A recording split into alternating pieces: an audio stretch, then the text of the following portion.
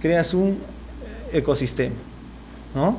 Entonces, ¿y eso con qué se ha hecho? Simplemente recuperando las áreas verdes. Simplemente recuperando las áreas verdes, ¿no?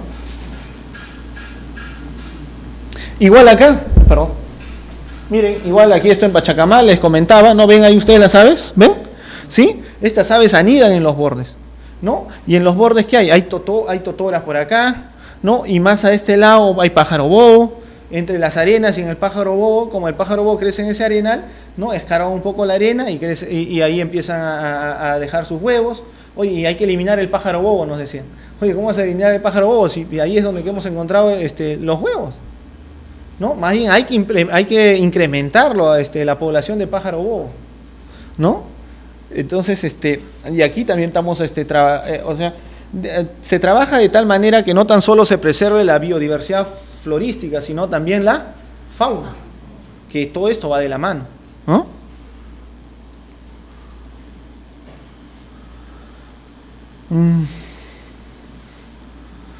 Bueno,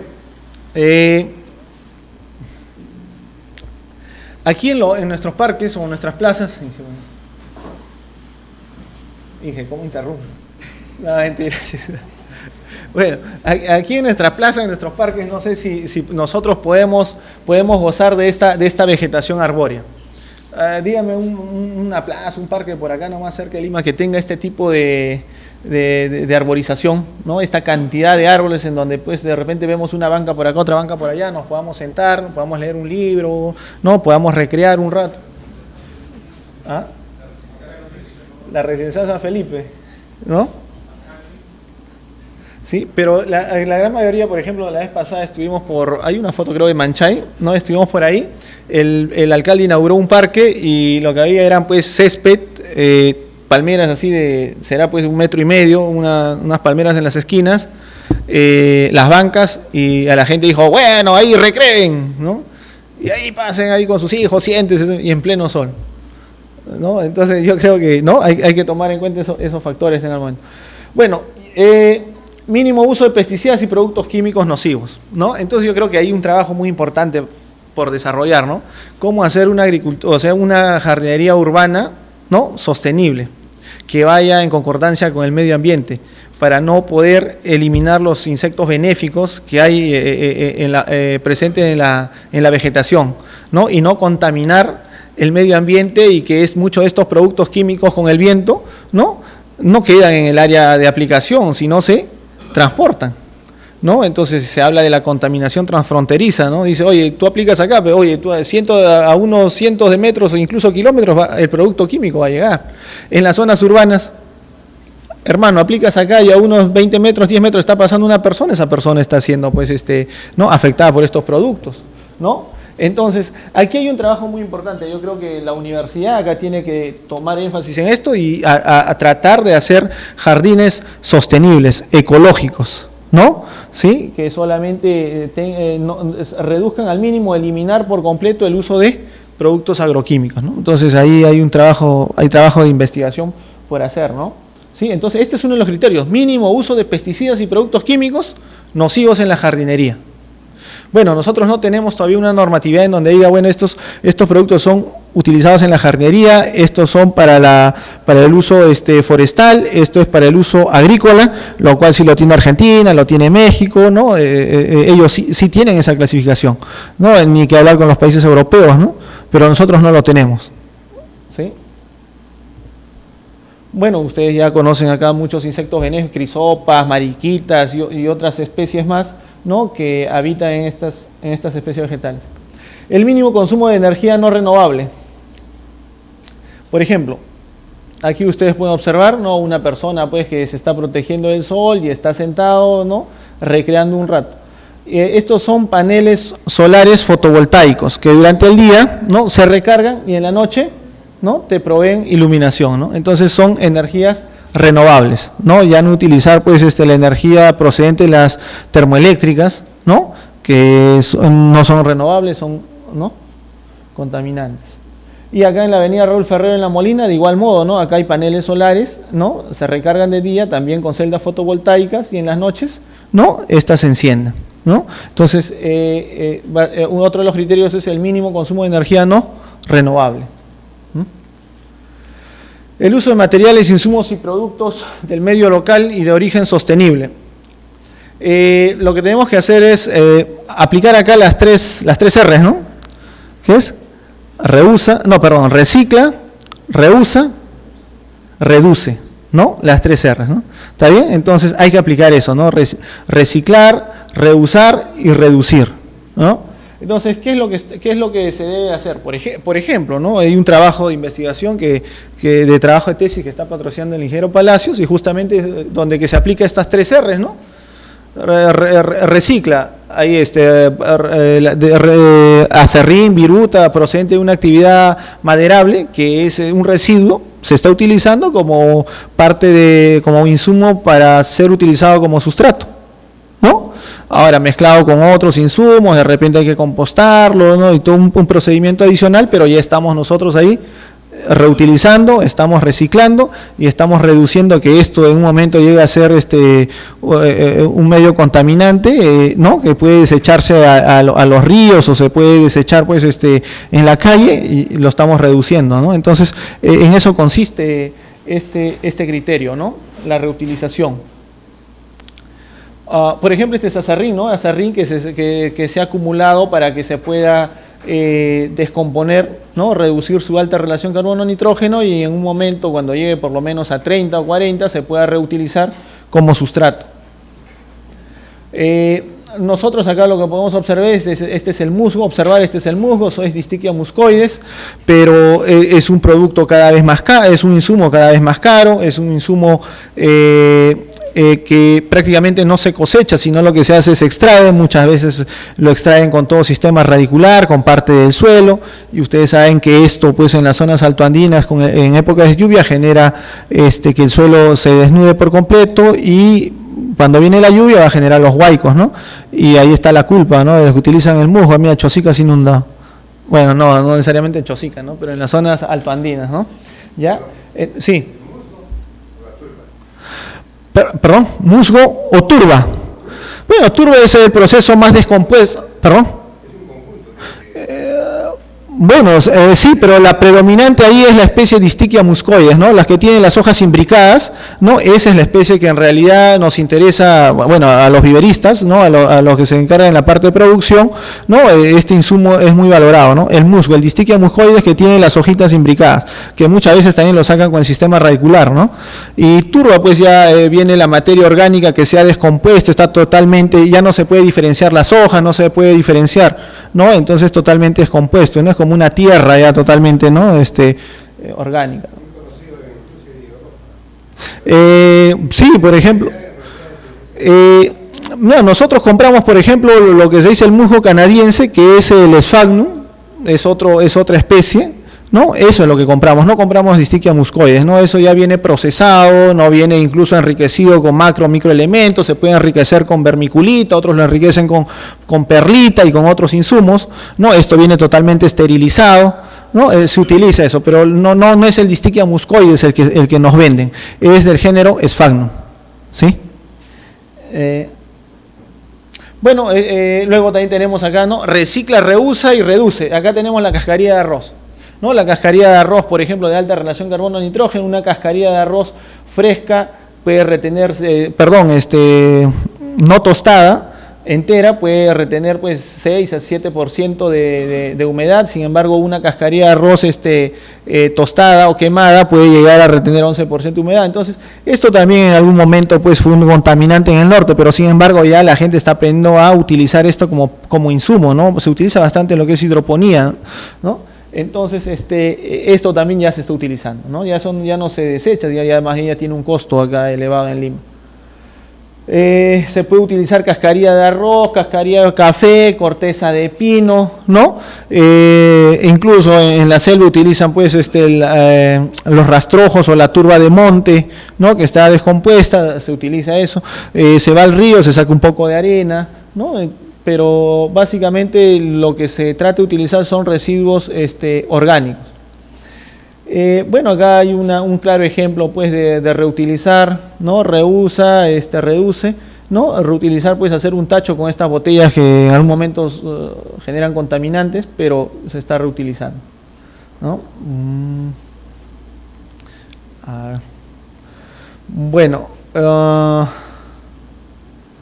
esto es lo que les explicaba al momento, ¿no? Antes de instalar el sistema de riego, ¿qué fue lo que pasaba? No se instaló el sistema de riego, así de grave estaban todas esas áreas verdes que luego de haber instalado el sistema, ¿no? Se puso bonito, ¿no? Así se inició, ¿no?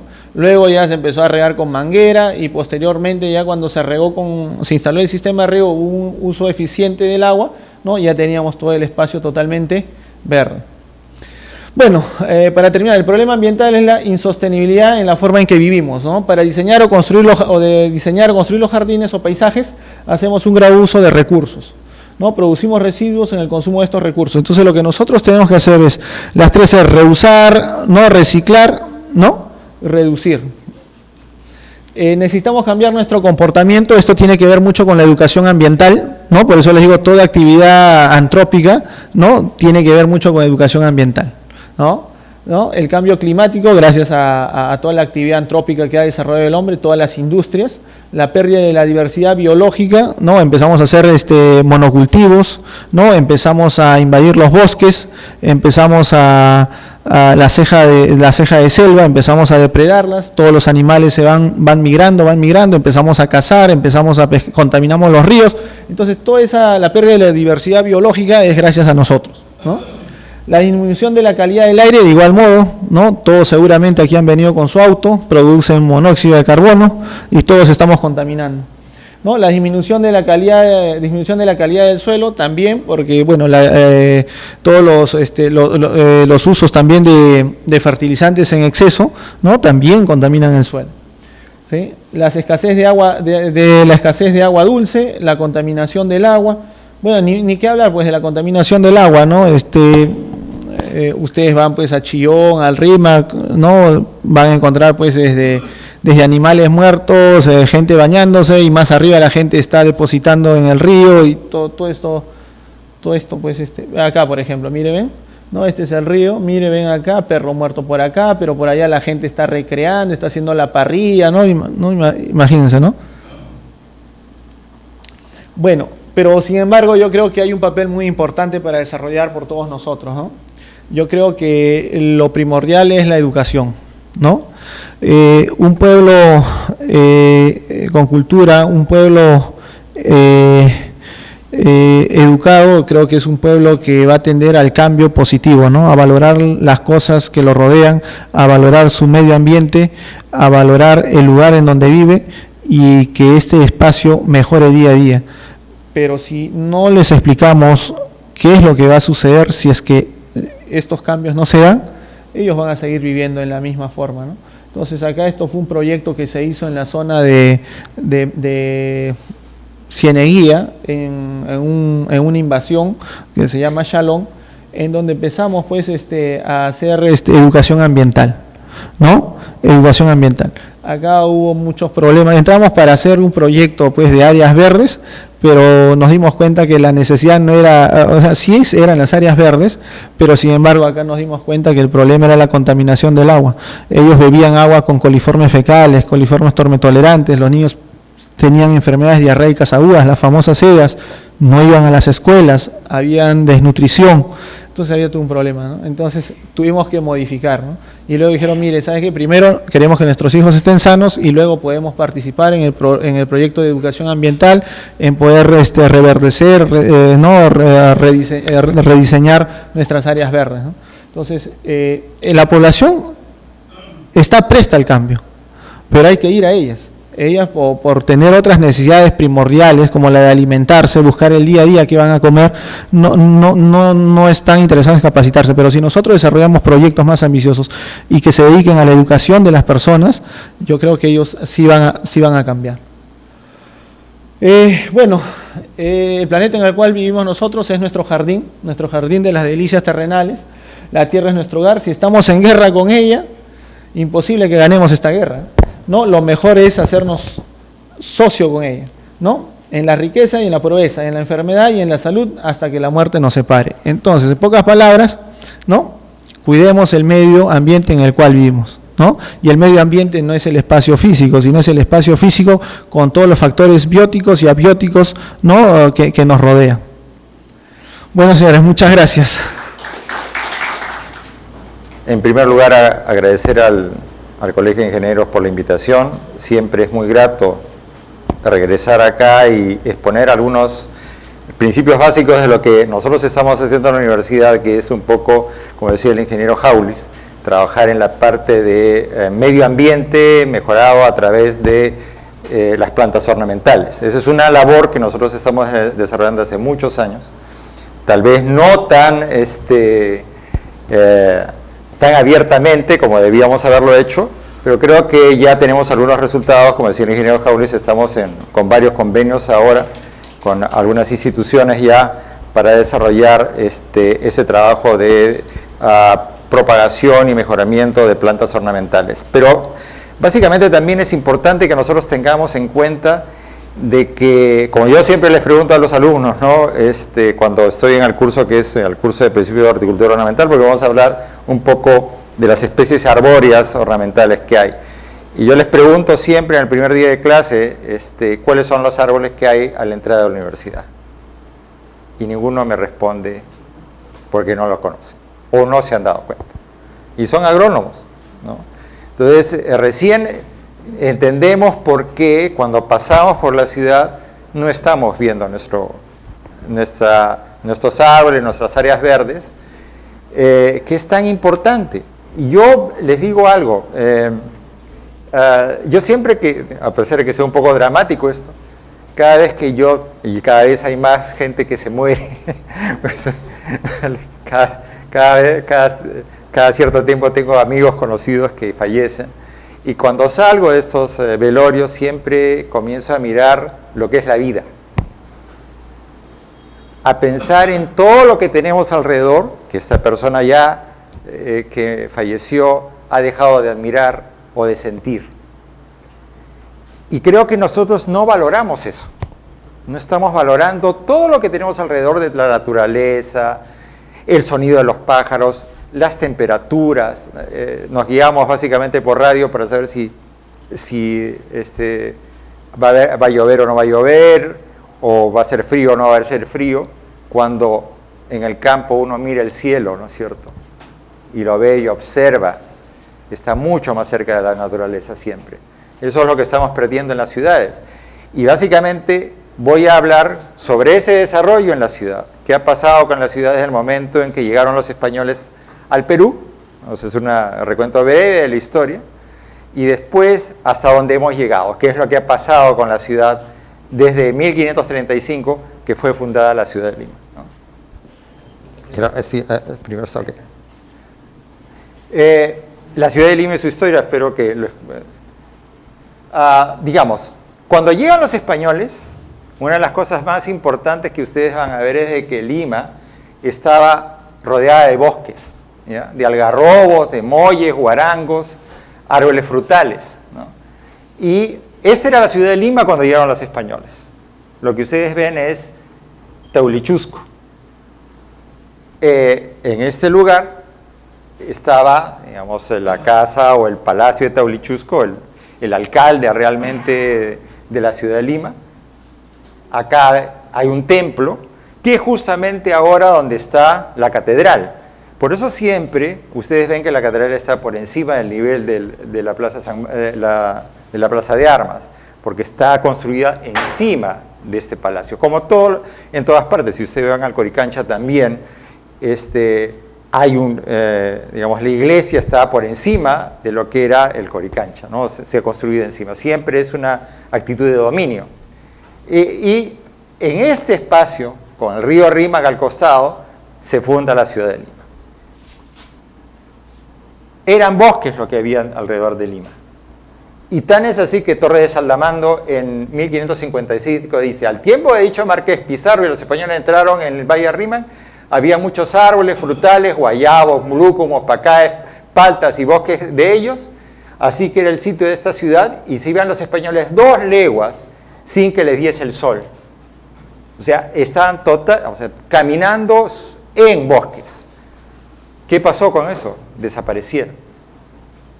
¿no es cierto? Este es el diseño de la ciudad, con estas numeraciones, donde estaban numerados todos los, digamos, los lotes que iban a ser para los 12 del Gallo, que rodeaban Lima, y por supuesto, donde iba a estar la iglesia y el palacio de gobierno. Y el reinado de Lizárraga en 1600, o sea, ya unos 30 años, 535, estamos hablando de más de 80 años. Las casas principales tienen una azotea, desde afuera no parece ciudad, sino un bosque, y por las muchas huertas que la cercan. Y no ha muchos años que casi todas las casas tenían sus huertas con naranjos, etcétera, etcétera. Entonces, había en la ciudad una gran cantidad de vegetación, por supuesto con muchas plantas introducidas también, ¿no? La ciudad de Lima, cercada por los... Lima tuvo murallas por el hecho del ataque de los piratas, ¿no? Que nunca la atacaron felizmente, pero acá en eso que lamentablemente por la luz no se puede ver, hay mucho verde dentro de esta estructura, ¿no? Y esa es la primera foto de Lima, donde ustedes observan eso que, aunque parezca mentira, ya los ambulantes existían, ¿eh? Si estamos hablando de 1860. Todo esto es el Palacio del Virrey, esta estructura.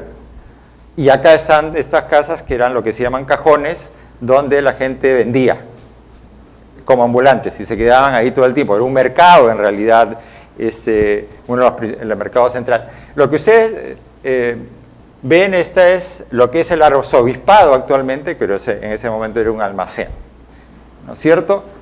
Y como ustedes ven, vegetación no existía, ¿no es cierto? Las casas habían crecido, ya estamos hablando de 1860, gran parte de los bosques habían desaparecido porque los españoles los usaban para lo que era la construcción, todo lo maderable, para combustible, por supuesto, para cocinar o para fuegos de artillería. Entonces todo eso fueron desapareciendo y toda esa biodiversidad que existía en Lima se perdió.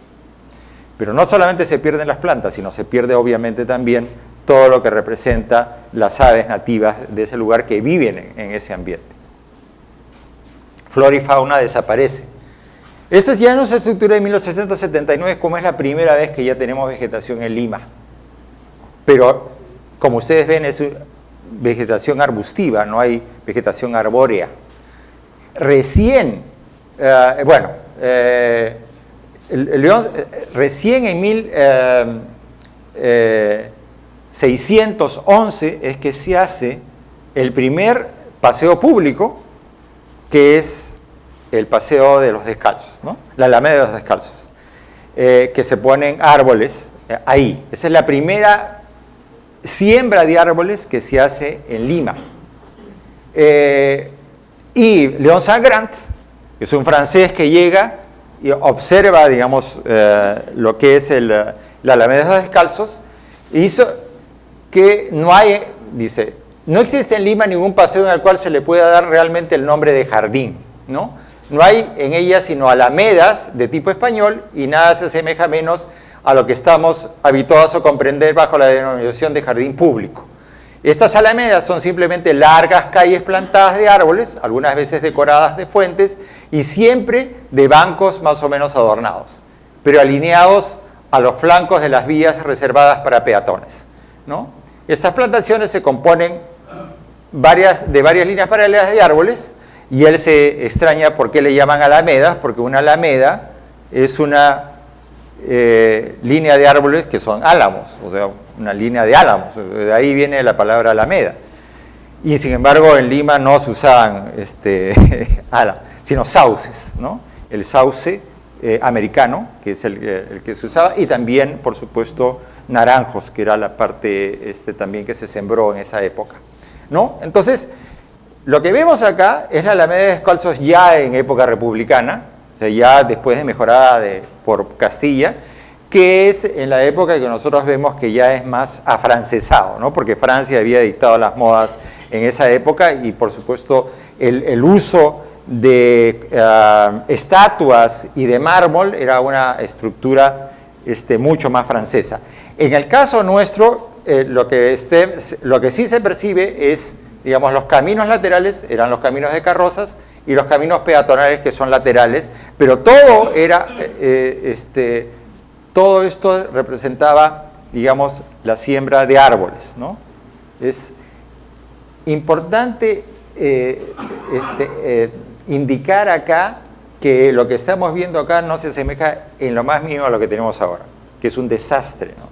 Porque la Alameda de los Descalzos es tal vez uno de los lugares con historia que menos se han preocupado por recuperar, siendo un espacio potencialmente enorme, turístico, para desarrollar. Hará unos 4 o 5 años vinieron los argentinos, que los argentinos son enamorados de Chabuca Granda, siempre han sido admiradores, y decían, quiero ir a la Alameda de los Descalzos, porque el Vals La Flor de la Canela lo menciona mucho, ¿no es cierto?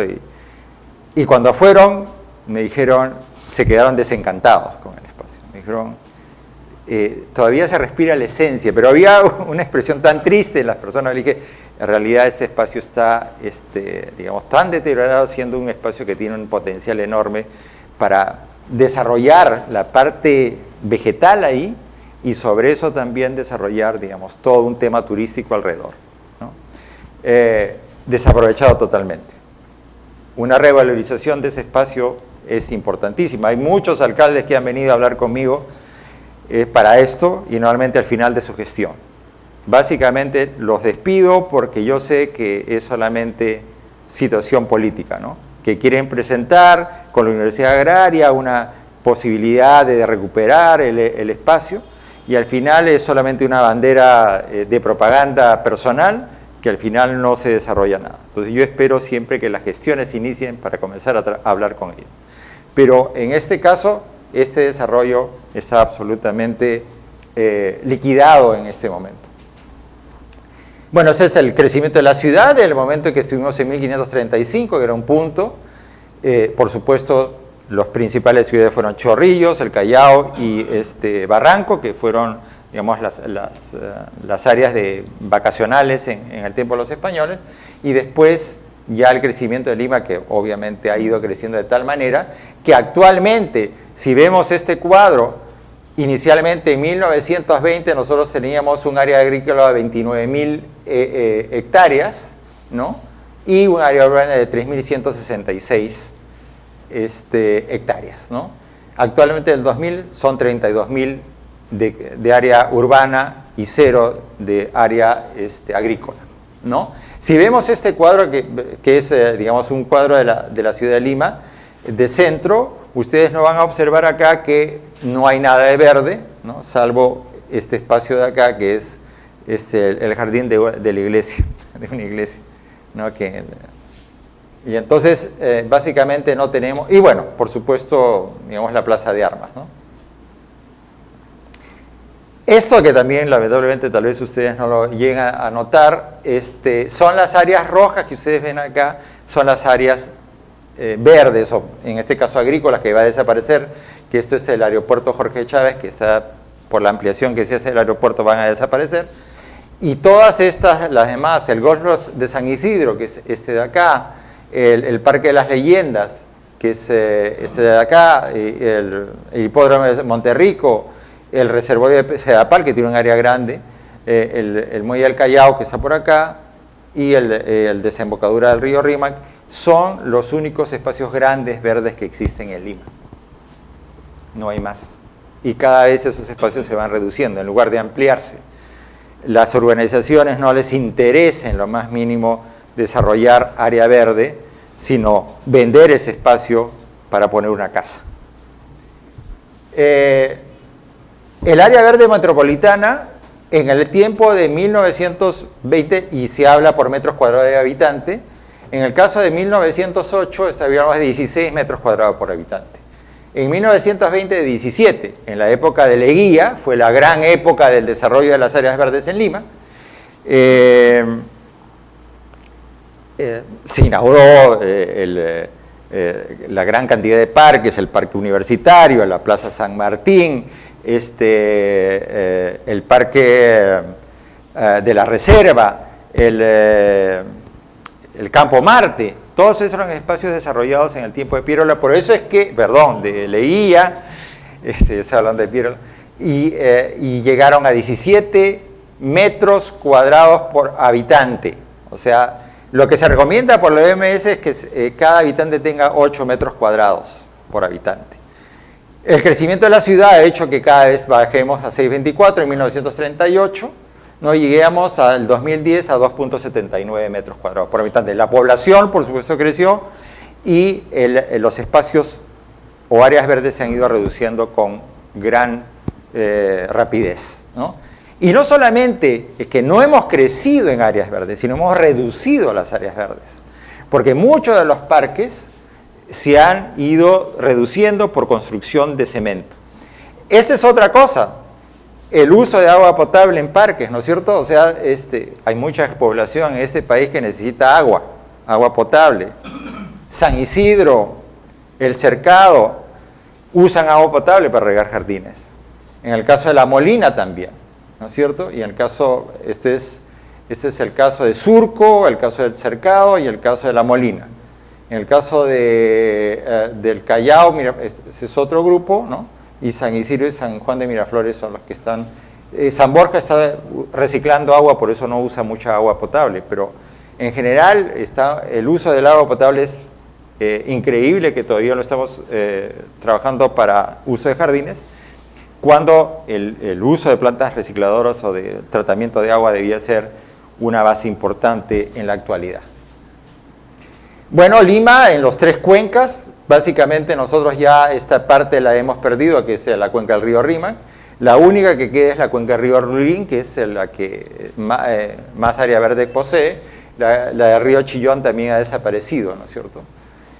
La población cada vez va creciendo cada vez más, o sea, tenemos más habitantes y menos áreas verdes y eso reduce el metro cuadrado por habitante, ¿no? Las áreas más grandes están en La Molina con 40 metros cuadrados por habitante, ¿no? Y en el caso de Santiago de Surco con 22 metros cuadrados por habitante, ¿no? Y en el caso de medianos estamos hablando de Miraflores con 10, San Isidro con 12 y San Borja con 11. De ahí para abajo, San Juan de Miraflores, Villa El Salvador tienen 2 a 1 metro cuadrado por habitante, que son las zonas más deprimidas, ¿no? O ya Villa Avenida del Tirifo con 0,45 y Ventanilla con 0,56. O sea, prácticamente no tienen área verde. ¿Cuáles son los problemas que desarrolla Lima? ¿Por qué tenemos esos problemas? Primero, nosotros somos la segunda ciudad en el desierto en el mundo, después del Cairo. O sea, somos una ciudad sin agua. Y tenemos que entender que ese es un problema que debemos... Cuando vinieron los argentinos me dijeron, ustedes tienen la gran oportunidad, me dijo, porque esto es el problema y estamos viviendo en todo el mundo, que cada vez el mundo se está quedando sin agua. Lima es un laboratorio para desarrollar, digamos, experiencias con respecto a lo que es el desarrollo de áreas verdes con plantas con poca necesidad de agua. Eso es un trabajo. ¿Y cuáles son las plantas de menos necesidad de agua? Las plantas nativas, las que estuvieron acá desde el principio cuando llegaron los españoles, que sobrevivieron en el ambiente natural, adaptadas absolutamente al entorno, y que lo hemos llenado de ficus, plantas absolutamente demandantes de agua, y con plantas introducidas porque nos queremos sentir un poco europeos o americanos. Yo le digo, hay gente que me dice, quiero una casa como la de Miami, ¿no? Entonces, uff, qué maravilla, ya me siento en el primer mundo estando en el tercer mundo. Cuando hace como 2 años atrás vinieron unos europeos a una empresa turística a preguntarme que querían observar, o sea, venía un grupo de turistas al Perú para ver los jardines peruanos. Y yo le dije, bueno, ¿qué jardines van a ver? ¿Qué tienen ahí? Petunias, marigold, tenemos ficus, nada que represente nuestra realidad como ciudad. O sea, despreciamos eso. Como en Chile, que fui alguna vez, ¿no? O sea, iba a Chile con el taxista, caminando por ahí, por la calle, y viendo la ciudad, su historia, me dice, ¿sabes qué? No mire esto, esta es la parte vieja de la ciudad, la parte antigua, que no vale nada.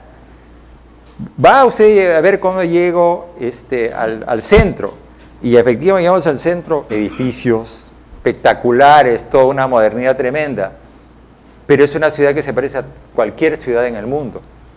No tiene identidad. Lima tiene identidad. Tenemos plantas que tienen identidad. Eso es lo que tenemos que rescatar. O sea, toda aquella flora nuestra que estos europeos venían a visitar y ver, no la tenemos. La tenemos escondida. No la desarrollamos. ¿Cuántos de ustedes conocen la flor de Abancaes? ¿Ah? Porque ella trabaja conmigo, trabaja con nosotros en el grupo de investigación ornamentales. ¿Cuántas la conocen? ¿Cuántos la han visto, la han observado? Y es la flor símbolo de la ciudad. Entonces, ¿dónde estamos? O sea, ¿qué estamos viendo con respecto a eso? Entonces, la segunda ciudad certera en el mundo, con una baja precipitación, obviamente, ¿no es cierto? Con escasez de agua potable y residual, con baja intensidad luminosa en invierno, con alta contaminación atmosférica, sonora y visual, ¿no es cierto? Porque la contaminación no solamente es lo que respiramos, también es lo que oímos. O sea, cuando vinieron los argentinos acá y fueron al olivar de San Isidro, me dijeron, qué bonito olivar, pero es imposible estar acá. O sea, sentarse en un banco en el olivar es sentir el ruido de los carros, el claxon. Eso es contaminación auditiva. O sea, nadie puede descansar en un lugar así. O sea, esa contaminación, la contaminación visual, o sea, los carteles que nos ponen las pinturas en todas partes, es otra cosa también que es una contaminación. El crecimiento urbano explosivo como ciudad, ¿no? Y la escasez de áreas verdes, ¿no es cierto? Que habíamos hablado de 8 metros cuadrados por habitante, que es lo que se necesita, y estamos hablando de 2.79. En una evaluación que se hizo hace 2 años, Lima sale como la peor ciudad, junto con una ciudad de Guadalajara en México, como las peores ciudades en América, por las condiciones ecológicas del momento de que es basura, calidad de aire, agua, salud, gobierno mental, energía, emisión de CO2. Una de las peores ciudades en América. Y esto es porque no tenemos árboles. Y hablamos de esto. Esta es la Plaza Manco Cápac, que lamentablemente también por la luz no se puede ver bien, pero si fuera posible, porque tal vez esta es yo me refiero mucho en imágenes porque es la manera de que ya se ha demostrado que en los hospitales la gente se recupera mucho más rápido si tiene una visión de vegetación alrededor. Se ha demostrado ya en muchas investigaciones que el 50% de la delincuencia se reduce en lugares donde hay áreas verdes a los costados. Entonces, hay muchos beneficios que tiene el área verde y los árboles en estos lugares, ¿no? Algún día haremos un trabajo con respecto a todas esas investigaciones que han realizado en mejoras del área verde con respecto a la calidad de vida.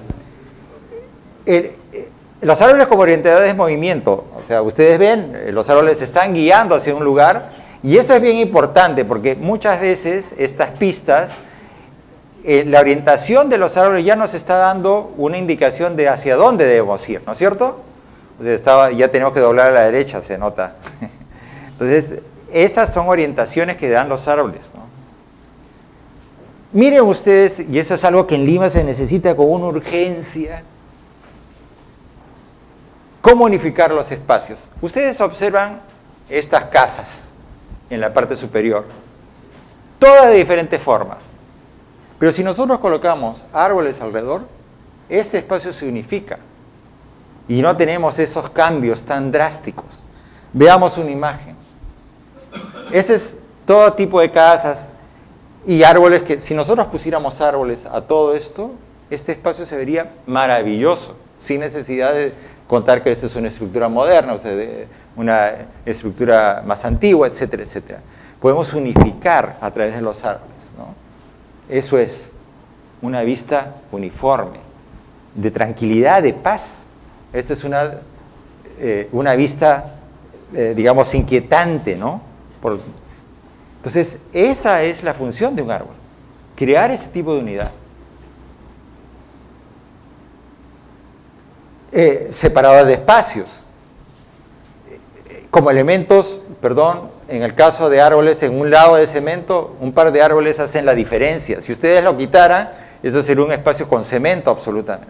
El verde tan importante, ¿no? Bueno, en los elementos, en los parques, etcétera, como elementos psicológicos de relax. ¿Qué debemos hacer? ¿Cómo debemos seleccionar los árboles? Porque acá se siembran los árboles, el que quiere de repente, oye, ¿qué hay en el vivero? Tales. No voy a contar que yo tengo a muchos alumnos que están trabajando en municipalidades.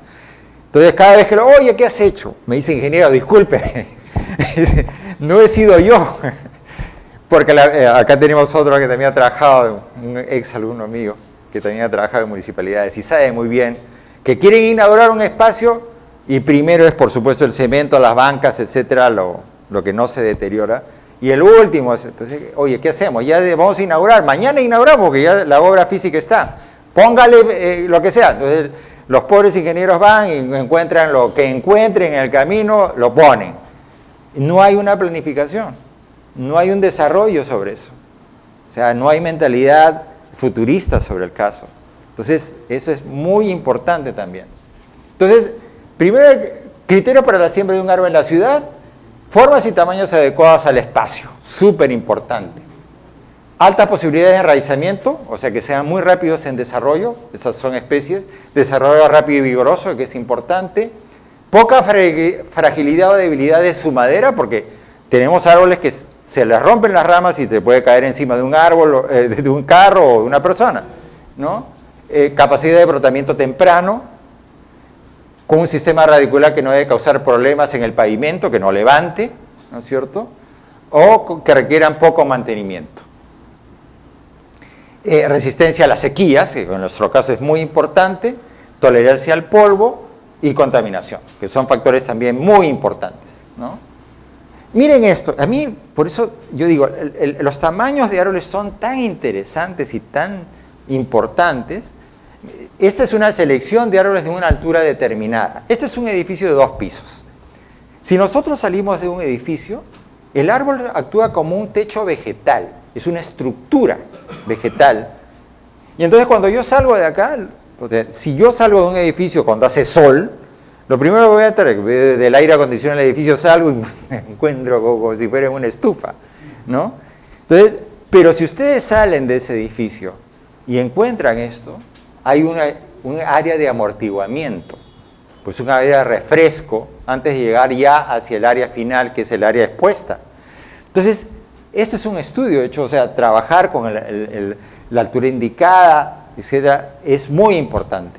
Esto es diseño, o sea, saber qué árboles debemos usar.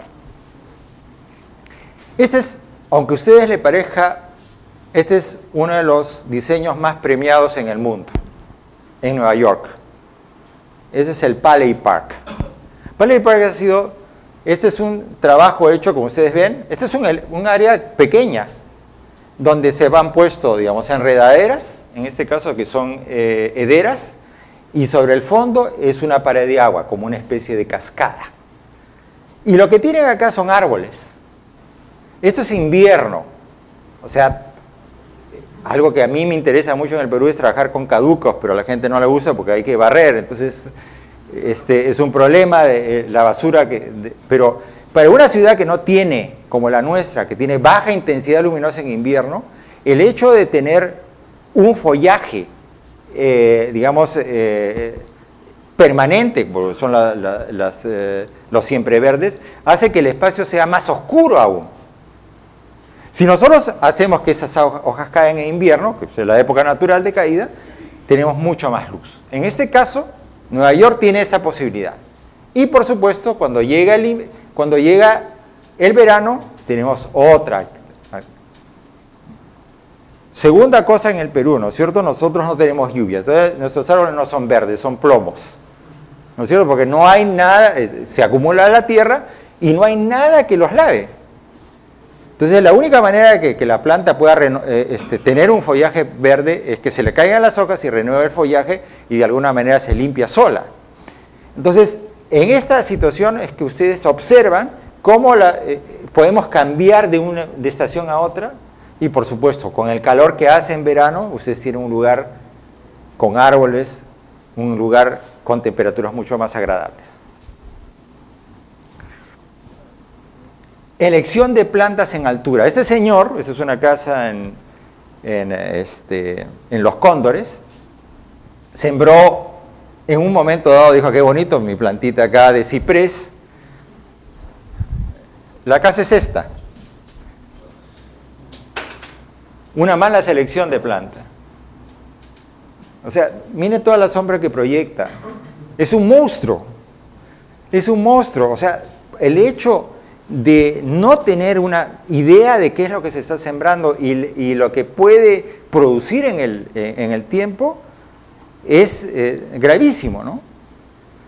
Ahora, yo creo que este ciprés vale más que la casa, ¿no? Porque realmente es enorme. El hecho de la fragilidad de madera que puede producir por sus caídas, ¿no? Y se rompe el movimiento. Y eso lo vamos a ver más adelante porque este es un ceibo. O sea, esto es criminal porque realmente un ceibo, vamos a ver una foto después del tamaño que alcanza un ceibo. Y miren ustedes el espacio que tiene, ¿no? Ya, por supuesto, el pobre ceibo ya está levantando toda la vereda y también la pista. O sea, mala selección de plantas porque no se tiene una idea de qué planta se debe colocar. Entonces es un doble trabajo, ¿no es cierto? No solamente hay que sacar el ceibo, sino hay que reparar todas las veredas, porque se van a destruir, ¿no es cierto? Y entonces hay un montón, algarrobos es una planta súper resistente, nadie las usa. Cuando yo fui a Piura, me pareció maravilloso ver los algarrobos, y me dijeron, no, oye, ¿sabes qué? Ya estamos cansados de los algarrobos, queremos ficus. Entonces, ¿por qué? Porque igual en el Cusco, una persona me dijeron, oye, ¿sabes qué? Queremos hacer un parque igualito del de Miraflores, porque esa es la modernidad. Yo digo, hagan algo con sus plantas nativas, eso es lo... No les interesa, ellos quieren ver algo, creen que la modernidad llega por el medio de digamos, hacer un parque tipo Miami o tipo Lima, ¿no? Y eso no es la verdad, hay que ser más consecuencia con nuestra propia realidad. Bueno, y entonces todos estos problemas se desarrollan porque no conocemos las características de los árboles, entonces tenemos que saber, ¿no? O sea, tenemos que tener conocimiento de cada una de estas cosas. O sea, esto por supuesto va a ser voy a pasarlo muy rápido porque son muchos, pero digamos hay digamos un cuadro donde podemos decir la altura de planta, el diámetro de copa, el color de hojas, la época de floración, la forma, porque hay formas redondeadas. Eso es todo diseño. O sea, cada una tiene una conducta. Ustedes saben, por ejemplo, por qué en los cementerios se pone, ¿qué es lo que más se pone? Cipreses, ¿no es cierto? Claro. ¿Cuál es la direccionalidad de un ciprés? Hacia arriba. Y se creó eso. O sea, si hay un muerto en el suelo, el ciprés lo que orienta es hacia el cielo. Entonces, hay una significación, hay una simbología en la plantación también. Eso es por las formas de cada una de las plantas que tenemos. Entonces, eso también es importante. Tenemos que entender que la altura de los árboles también tiene que ser proporcional a la ciudad, ¿no es cierto? Muchas veces yo he trabajado tanto y las empresas eléctricas me vienen a agarrar y dicen, ¿sabes qué? Poda tu árbol porque va a llegar a las cables de luz o a las cables de teléfono. Entonces, no es que, o sea, es un costo enorme podar un árbol. Pero si hubiéramos seleccionado árboles del tamaño adecuado, no tendríamos que hacer eso. El árbol va a crecer a su tamaño natural, no necesariamente ponemos un monstruo que va creciendo. Entonces, no es la idea.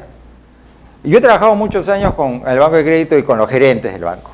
Entonces, he ido a las casas de los gerentes. Entonces, iba a la casa de un gerente y me dijo, o sea, señor, y el señor le dije, voy a poner este árbol en un espacio, que era un espacio pequeño. Le digo, pero este árbol es enorme. No, que es la familia, que... Después de 5 años me dijeron, sáquelo. El árbol había crecido tanto que ya no podía ni pasar. Entonces, eso es lo que yo digo, ¿no? O sea, la gente tiene una idea diferente, por la experiencia que uno puede tener, hace de que uno pueda seleccionar convenientemente lo que debe tener una ciudad. Y entonces, árboles altos, más de 20 metros, Árboles medianos, de 10 metros, hay una clasificación de cada uno, si quieres tomar. Árboles bajos, de 5 a 10 metros, ¿no es cierto? Entonces, para acá la angestroemia, etcétera, ¿no? Y digamos, tenemos de los populus, imagínense, si nosotros vemos este árbol de 30 metros, esta es una persona, ¿ya? Entonces vean el tamaño del árbol, ¿no? Y a veces tenemos gente que quiere poner esos árboles en la ciudad, es imposible, ¿no?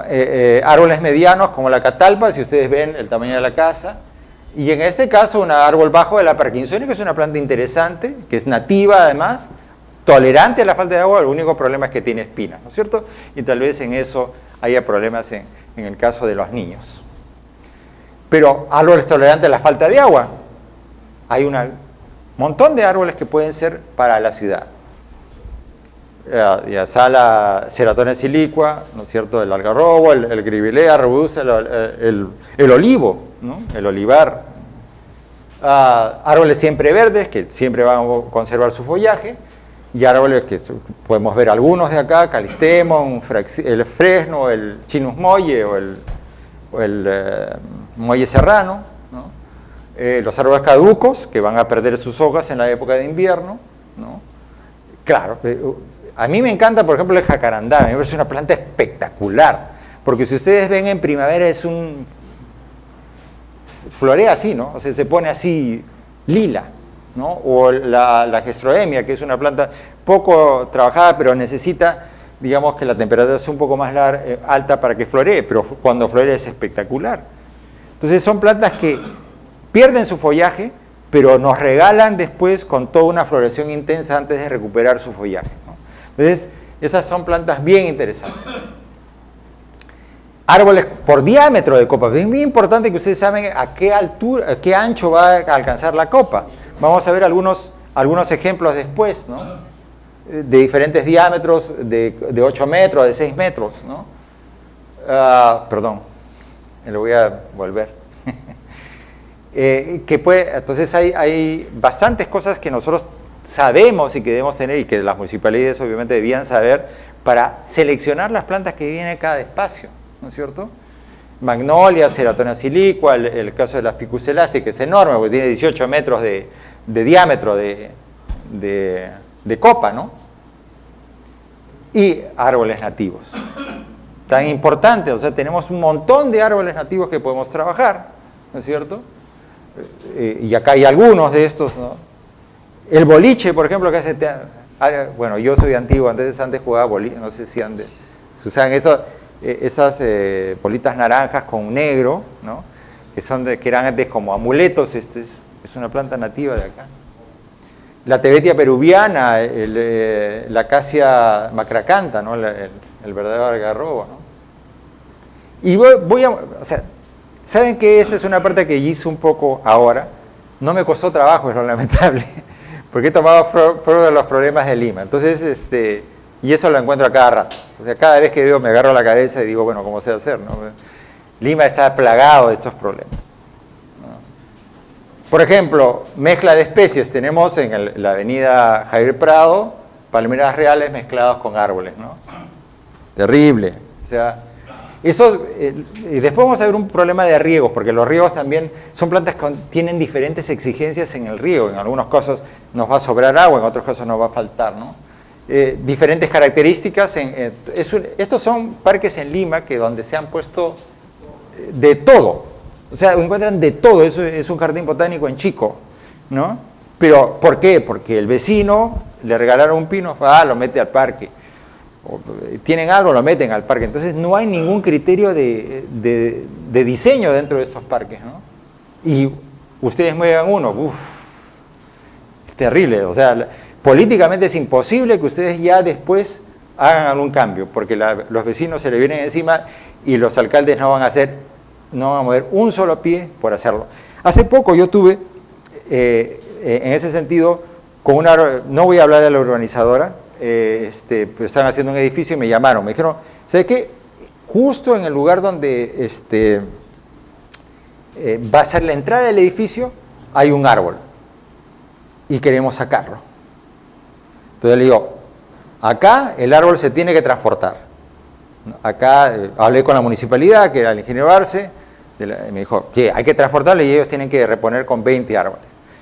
Hicimos todo el trabajo, les hice cómo debían sacarlo, tenía que tener un camión por un enorme árbol, ¿no?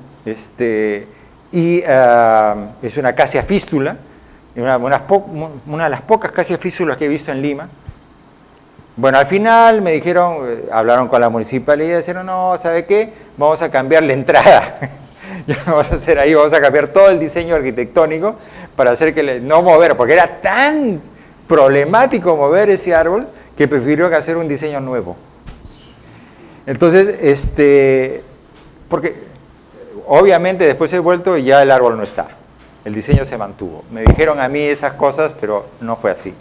Al final se salieron con la suya, no sé qué habrán hecho, porque ya se vieron con el problema de la universidad, la municipalidad, me dijeron un cambio y al final se deshicieron del árbol igual, ¿no? Cosa que voy ahora a presentar una denuncia, dicho de paso, porque justamente para tomar esas fotos, recién esta semana me he dado cuenta de eso, ¿no? Entonces voy a ver qué es lo que se puede hacer al respecto, porque me parece primero muy poco serio cómo han trabajado estas personas al final, ¿no? Bueno, las mezclas, esto es en Pueblo Libre también, palmeras, chefleras, diferentes plantas. Y mira, a mí me interesa mucho es cómo en Lima podemos suceder eso, ¿no es cierto? O sea, esa señora tiene acá 2 poncianas y un ficus, todos juntos en ese espacio, ¿eh? Y por supuesto, como ustedes ven, el árbol ya creció hasta la ventana, deben tener pajaritos saliendo por su ventana, ¿no? Esta es una vista, y esta es la vista frontal, ¿no? Bueno, yo he esperado durante años, le digo, ¿eh? O sea, para mí me encanta ver estas cosas porque este es un trabajo de 4 o 5 años. No he traído las demás fotos, pero me decía ya un poco, porque les he hecho un seguimiento a esto. Entonces, lo ven acá, y después lo que ven acá es ya llegó un momento que dijeron, ya esto no puede seguir, y lo podaron, ¿no? O sea, ven ustedes acá, miren la tierra, porque todo el polvo que existía de las plantas está en las paredes. Había alguna ventana y un balcón que yo nunca los había visto, ¿no? Y esa persona no podía salir al balcón, evidentemente, ¿no? Y bueno, ha pasado el tiempo, han pasado 2 años y está igualito que ahora. O sea, dije, voy a poner la misma foto porque parecen iguales. Y están igualito que, ahora están igualito que acá. Igualito. Lo van a tener que podar nuevamente. Entonces, digamos, ¿por qué gastar tanto esfuerzo a la pobre planta además, si pudiéramos haber puesto una planta adecuada para ese espacio? O sea, por un mal criterio de selección, tenemos todos un problema que ese señor no tiene luz en su casa del día, no sé si le gustará, obviamente, de repente sí, pero este es la permanente desarrollo, o sea, que va a pasar por muchos años, ¿no? Por supuesto, las poncianas ya crecieron más, ¿no? Entonces todavía está peor. Bueno, distanciamientos inadecuados, muchas veces se siembran árboles sin tener la proporcionalidad y por supuesto después van a tener que sacar el del medio porque evidentemente los árboles se van a, digamos, tener una competencia enorme. Este es también otro caso que seguí, porque cuando vi estas grevilleas sembradas en esta casa dije, estos señores no saben lo que se han metido, ¿no? Muy bonitos al inicio porque ustedes ven la proporcionalidad del espacio cuando tienen esas plantas recién sembradas, ¿no? Pero ahora están peor, ¿no? Pero miren ustedes el tamaño que están alcanzando esas plantas, ¿no? Es enorme y va a ser todavía peor. Entonces, porque no hay un criterio con respecto a qué sembrar. Bueno, este es un problema de la avenida Arequipa, ¿no? Que es un problema que, como le decía al ingeniero Arce, que en ese momento estaba en la municipalidad de Lima, decirle, ustedes no lo han creado, pero se tiene que comer la bronca esta, porque realmente, digamos, la avenida Arequipa tenía una verba mucho más amplia, ¿no? Pero claro, el árbol ha quedado prácticamente dentro de la pista. Y lo que querían ellos era que yo como universidad le dijera, oye, ¿sabes qué? Este árbol hay que sacarlo. El árbol está bien. Yo no puedo decir que ese árbol está haciendo algo malo. El problema es que el maltrato que le han dado al pobre árbol, el árbol no tiene la culpa, ¿no es cierto? Entonces, que ampliaron la pista y, por supuesto, cuando pasan, ya hay otros casos más graves, el micro tiene que hacer esto, porque tiene que bordear, porque si no, se estrella, bueno, en este no, pero había otro, se puede estrellar porque el árbol está invadiendo el espacio, ¿no? Ese es un mal manejo. Esto es bueno, no se ve muy bien, pero este es el Westin, el último hotel que han hecho, ¿no? Y han puesto unas grevileas también que ni les han puesto soporte y están así. Crecimiento horrible. Esas plantas van a tener que sacarlas y volverlas a poner. Pues ni siquiera tienen un soporte, ¿no? Son plantas que están inclinadas hacia un lado. No, ese es un criterio. O sea, no se tiene un criterio. O sea, la gente que hace, que son arquitectos, lamentablemente, venidos a agrónomos, porque claro, el arquitecto hace la casa y después el dueño le dice, ¿no puedes hacer el jardín? Claro, te hago el jardín y se lo hacen, ¿no? Pero los criterios de siembra y de manejo son nulos. Entonces esto es bien interesante porque también lo vi hace muchos años, ahora ya habían sembrado acá sauces, ¿no? En la avenida Arequipa. Ahora, después de 3 años ya no hay sauces. O sea, todo el esfuerzo que significó sembrarlos, comprar plantas, etcétera, destrozado en 3 meses. Mi padre me decía algo, ¿no? Lima es la ciudad de las primeras piedras. Todo el mundo hace inauguraciones, se toma fotos y después se olvidan del mantenimiento. Adiós, o sea que ya será el próximo alcalde, pero ya salió una foto, salió una revista, alcalde hace algo, ¿no? Inaugura tal cosa. Pero después de 5 o 6 años, por una mala decisión en cuanto a siembra, etcétera, se pierde todo. O sea, se pierde dinero de la inversión y ya hay que volver a sembrar, ¿no? Ese es un caso emblemático, ¿no es cierto?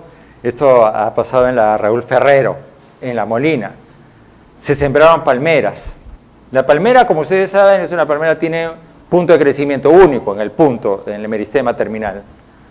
Y todo eso de acá, que ustedes ven, son cables de alta tensión.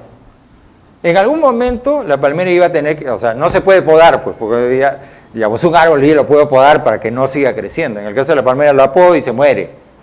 Entonces, después de unos 5 o 6 años, ya no hay palmeras acá, porque tuvieron que sacarlas todas. O sea, a alguien se le ocurrió poner palmeras sin pensar en el problema de los cables. Dinero botado a la basura. Malas podas, ¿no es cierto?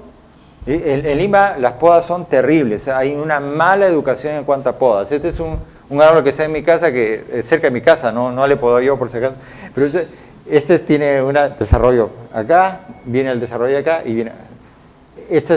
lo han podado por partes y por supuesto que hay un muñón donde están creciendo hojas y acá también lo han podado. Entonces, nadie sabe cómo podar.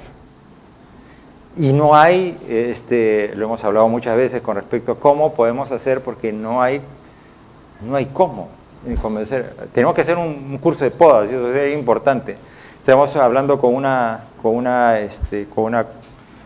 profesional también para traerla de México para hacer todo ese trabajo, y un español también.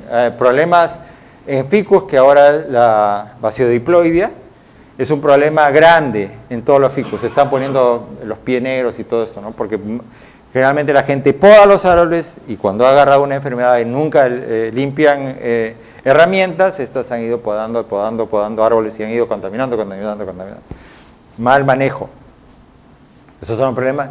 Y bueno, acá tenemos esta siembra en la Avenida Garzón, si alguien vive por ahí, que se han sembrado ceibos. ¿Ya? O sea, nadie sabe cómo crece un ceibo, por lo visto, en esa municipalidad, ¿no? Porque miren ustedes el espacio que tiene. Y quiero enseñarles un ceibo. Este es un ceibo. ¿Ya? Ese es el crecimiento de un ceibo. ¿Usted cree que en ese pedacito van a poder...? Miren el tamaño del señor, por supuesto, aquí lo veo, ¿no? Y eso es lo que han sembrado acá. O sea, ¿hay una idea con respecto a qué es lo que se siembra? ¿No es importante acaso? Esa es la ciudad de Lima, ¿no? Esto es Estados Unidos, San Francisco. La siembra de plantas de árboles. Tutor.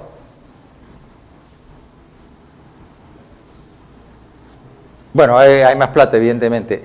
Ellos utilizan estas rejas por el drenaje, ¿no? Por las lluvias, nosotros no tenemos. Pero lo que ven acá es una manguera azul, cada una tiene un riego por goteo, ¿no? Tratamiento de los árboles y además tienen un drenaje especial abajo, o sea, un tratamiento de cada árbol espectacular, ¿no? Entonces, esto va a hacer que estos árboles duren años ahí, sin tener un manejo, sin tener que estar podando o haciendo demasiados esfuerzos económicos para mantenerlo. Por último, en este caso, para ver lo que es el césped y cómo crecen los árboles en césped. Yo quiero que vean, este es un trabajo hace muchos años en la Universidad de California, donde se ve, este es un césped, digamos, este es el A, ¿no? El árbol con césped hacia el tronco. El B, digamos, con césped con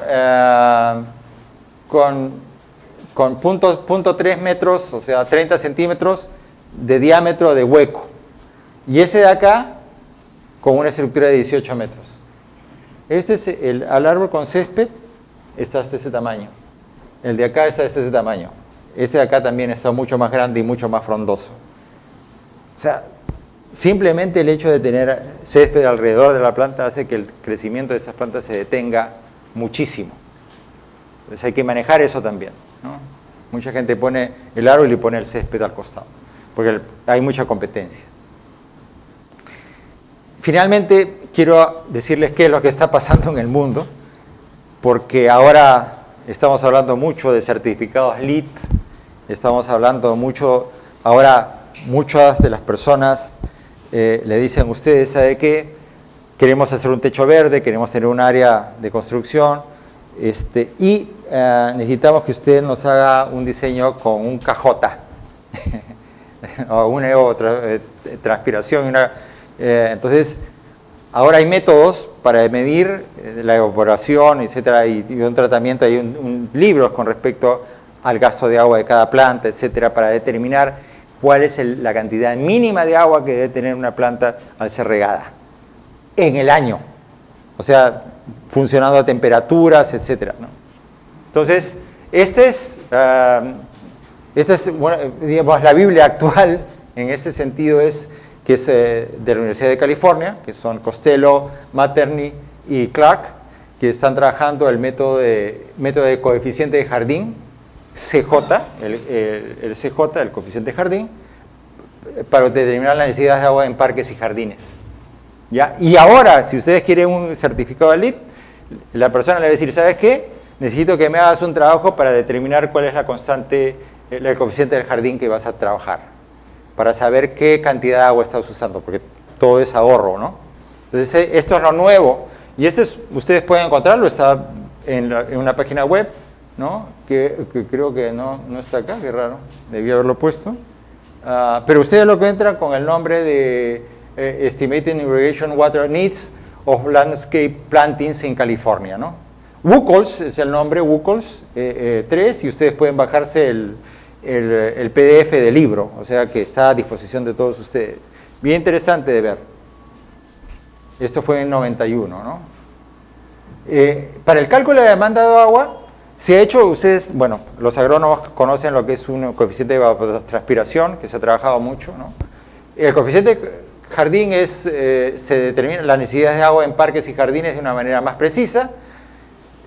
Los cálculos se hacían para determinar las necesidades en cultivos agrícolas. Esto es una fórmula que se ha cambiado, modificado, digamos, para adaptarse a lo que es las fórmulas para lo que es necesidades en jardines, porque claro, en un cultivo agrícola ustedes tienen, digamos, si es maíz, todo es maíz, pero en el caso de un jardín ustedes tienen un ceibo, tienen una parkinsonia, tienen diferentes plantas y diferentes arbustos y césped, entonces todo eso tiene que ser calculado para saber la necesidad de cada planta dentro del espacio, para saber cuánto es la necesidad final diaria o mensual de agua que necesita de acuerdo a las temperaturas de enero, febrero, marzo, abril. Entonces usted tiene que hacer un cálculo de las necesidades de agua durante todo el año, ¿ya? De acuerdo a la latitud y longitud del espacio, las horas de sol, etc. Eso es lo que es un cálculo de evapotranspiración, ¿no? Entonces, la evapotranspiración del cultivo, que es la fórmula que antes usábamos, con el Kc famoso, por eso el coeficiente específico para cada cultivo, hay un KC para el maíz, hay un KC para el algodón, etc. Y esto está previamente establecido. Y después está lo que es la evapotranspiración de un cultivo de referencia calculado para cada zona. Entonces, normalmente lo que se hace es tener unos lisímetros donde se mide la evaporación para saber es todo un proceso. Pero no lo vamos a ver porque eso es algo muy corto. Entonces, lo que tenemos acá es que la planta lo que hace es que recibe el agua, puede ser de precipitación o riego, y la planta va a perder parte de esa agua por transpiración, la planta a través de su follaje, y por evaporación por el suelo, ¿no es cierto? El suelo también va a perder agua. Entonces eso se llama evapotranspiración, o sea, la evaporación del suelo y la transpiración de la planta. Y el método de coeficiente de jardín, lo que se emplea es un coeficiente que le llamamos el K, ya no el KC, sino el KJ en lugar del KC, ¿no? Y entonces se vuelve esta fórmula que antes es una evaporación del jardín con un coeficiente de jardín por la evapotranspiración del lugar donde estemos. El coeficiente KC no es posible realizar los cálculos correctamente, ya que en un parque o jardín se dan condiciones totalmente diferentes que en un KC. Entonces, lo que vamos a hacer es, en los parques están compuestos por plantas de una especie, cada una de ellas con diferentes necesidades de agua, y es preciso calcular las necesidades del riego de cada una. Entonces, lo que vamos a hacer es primero saber cuántas plantas tenemos por densidad de vegetación, o sea, vamos a ver las necesidades de cada planta, ¿no? Y finalmente el microclima, porque en un jardín puede ser que un edificio nos esté dando sombra, entonces hay una condición diferente para el riego, en otra zona de repente esté expuesto totalmente al sol. Entonces, también son tres aspectos que debemos hacer en el coeficiente de jardín, que es, digamos, la especie, la densidad de la vegetación y el microclima que existe. Ya, ok, perdón. Vamos a vender el libro acá.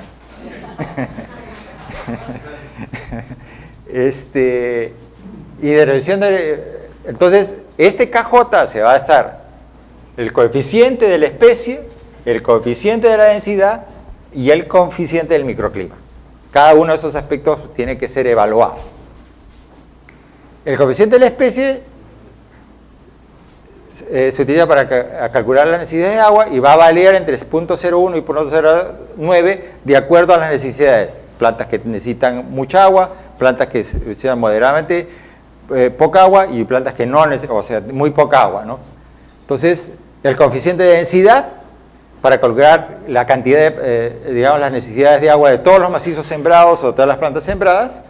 Cuando hay mayor densidad de masa vegetal, se produce una mayor tasa de evaporación porque hay más hojas, no de transpiración, pero sí, de transpiración, acá ahí es un error, es de transpiración, no de evaporación, ¿no? Porque las hojas transpiran, ¿no? Botan agua. Y en el caso del microclima es una falla. El coeficiente de microclima se utiliza para calcular la influencia del clima sobre las pérdidas de agua. Entonces, el coeficiente de la especie está muy bajo, se considera 0,1, en el caso de bajo 1,03, el moderado es 0,406, el alto de 0,709, en el de densidad, si es una densidad baja, de 0,5 a 9, del medio 1 y del alto de 1.1.3. Y en el caso del coeficiente de microclima, de bajo de 0.5.9, medio de 1 y de alto de 1.1.3. Entonces, esos cálculos se tienen que hacer. Y el coeficiente de la especie, por supuesto hay especies como el jacarandá misifolium que requiere muy poca agua. Es una caducifolia. En el caso de la coleopteria paniculata requiere un riego moderado, o sea, es planta que presenta al segundo rango, ¿no? Y las especies de Salix humboldtiana que requieren mucha agua. Entonces, y en coeficiente de densidad hay diferentes ejemplos, ¿no es cierto? Aquí cuando el paisaje está compuesto por plantas de varios tamaños, árboles, arbustos, pierden más agua que aquellos que solo tienen una sola altura. Entonces se hace también un coeficiente de densidad que puede ser de 1.3 para este caso. En el otro caso, cuando se mezcla de arbustos y árboles, se considera una densidad promedio de 1. Y en el caso de que hayan, digamos, más espacios entre plantas, etcétera, y es mucho más raro el cubrimiento, hablamos de una densidad baja, que es de 0.5.9. Entonces, de acuerdo a la densidad de cada planta se va digamos, desarrollando el tema. Y el coeficiente de microclima también está dado por, digamos, el lado A, donde hay bastante vegetación, pero no está expuesta a los vientos, porque el viento es un factor importante. Si el viento es muy alto, por supuesto, la humedad relativa que hay alrededor de las plantas se va a perder y entonces la evaporación va a ser mayor, entonces, o la transpiración va a ser mayor. Entonces, el KMC, en este caso, que no esté expuesto a un viento, es un valor microclimático medio, ¿no? En el caso de que está rodeada de superficies que emiten calor, por ejemplo, pues son veredas, es un microclima diferente, o expuesto a vientos, es un microclima alto, entonces hay que poner un KMS de 1 a 1.4. Esas son evaluaciones que ustedes van a tener que hacer, y aquellas donde estén sombreadas partes por edificios, etcétera. Eso es un edificio alto que va sombreando. Este es un área donde, digamos, las condiciones de evaporación y transpiración van a ser menores. Entonces, es un microclima bajo y tiene un KMS de 0.5, 0.9. Entonces, por ejemplo, tenemos un espacio donde hay Coleopteria, Ligustrum, Pittosporum, Gasana y Merocales, ¿no? En la ciudad de San Diego, pero lamentablemente no hay tablas para Lima todavía. La plantación es madura. Tenemos unas tablas por otro sistema, pero me pareció más simple hacerlo a través del método que ellos tienen, ¿no? Las plantas cubren al 100% del área, el sol es directo y está después habiendo fuerza. Entonces, ellos han considerado que todas estas especies, digamos, tienen un KS de especie, un coeficiente de especie de 0.5, un coeficiente de densidad de 1.2 y un coeficiente de microclima de 1.3. Estos multiplicados nos da 0.78. El análisis, todas las especies que requieren riego moderado tienen valor de 0.5. Entonces, como todas estas especies son de riego, hay unas tablas donde se sabe qué van las necesidades de agua de cada planta, ¿no? Si la cobertura es de 100% con los 3 tipos de vegetación, porque tiene plantas altas, bajas o sea, árboles, arbustos y cubresuelos, se considera una siembra de alta densidad con un KD de 1.2, y cuando el lugar es ventoso, el microclima se clasifica como alto por el viento y se da un valor de 1.3. Entonces, por eso es que tenemos 0.5, 1.2 y 1.3. Se da eso y después vemos el lugar, en este caso es San Diego. Entonces vemos en San Diego cuál es la evapotranspiración en ese lugar y es 5.8. Entonces, San Diego tiene 5.8 de evapotranspiración, el coeficiente de jardín es 0.78 calculado, lo multiplicamos y esto nos da 0.78 pulgadas de agua por mes que debemos estar aplicando. O a nivel de lo que es lámina de agua, es de 1.95 centímetros de lámina de agua que debemos aplicar. Esos son los sistemas que se están trabajando. Eso es lo nuevo y hay que estar, y sobre todo aquellos que estén trabajando en esas nuevas tendencias, que son los techos verdes, ¿no es cierto? Estos son en la Ford Motor Company, o lo que son los jardines verticales, que este es un trabajo hecho en colaboración con la universidad, que es Link Tower en Lima, que lo hicimos con el grupo ARBE. Y también estamos trabajando el sistema de jardines verticales. Miren ustedes el tamaño de estos jardines, porque si ven a la persona es esta, ¿no? O sea, el tamaño de ella para ver la proporcionalidad del jardín. Estos son los jardines más grandes hechos en Lima. Trabajamos en la parte de sustratos con ellos. Y estos son jardines con nuevas metodologías también, que es Jardín Urbano, que es una empresa que también ha estado trabajando con nosotros en la parte de sustratos. Eso es lo que estamos viendo. Yo creo que hay gran interés por desarrollar, no más económico que ambiental, lamentablemente, pero de alguna manera nos estamos metiendo en un tema que me parece bien interesante. A mí, sinceramente, cuando yo comencé a dictar el curso, que se han invitado, estamos haciendo un curso de... La propaganda también es buena. Tenemos un curso de jardines verticales. Yo me negué un poco porque realmente decía, mire, si no hemos solucionado todavía los problemas a nivel horizontal, vamos a comenzar con problemas a nivel vertical. Pero pues, ya se imaginan ustedes la demanda. Tuvimos en la primera clase a 100 personas asistiendo al curso, ¿no? Sí. Ese sistema de jardines verticales es bajo No, no. La hidrosiembra es un sistema para taludes. Sí, remediación, exacto. Nosotros estamos trabajando algunos temas al respecto también, pero en ese caso este es un sistema peruano, ¿no? Este es un sistema, lo que pasa es que en el caso de jardines verticales, Patrick Blanc creó un sistema, que es un sistema de hidropónico efectivamente, pero acá se utiliza en este caso bolsillos donde se siembra sustrato y ahí se siembra la planta. También un riego por goteo, sí, pero no es netamente hidropónico. Entonces, estas son, bueno, y también lo que son huertos verticales, ¿no? Con tomates, especies también se puede trabajar este tema, ¿no? En Estados Unidos se trabaja mucho en zonas urbanas. Bueno, yo les quiero agradecer, espero que esta exposición un poco larga, lamentablemente,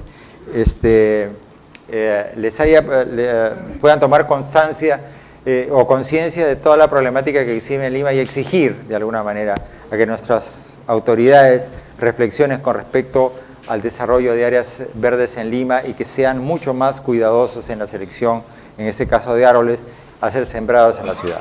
Gracias por su atención y disculpen el tiempo que les he quitado. Gracias.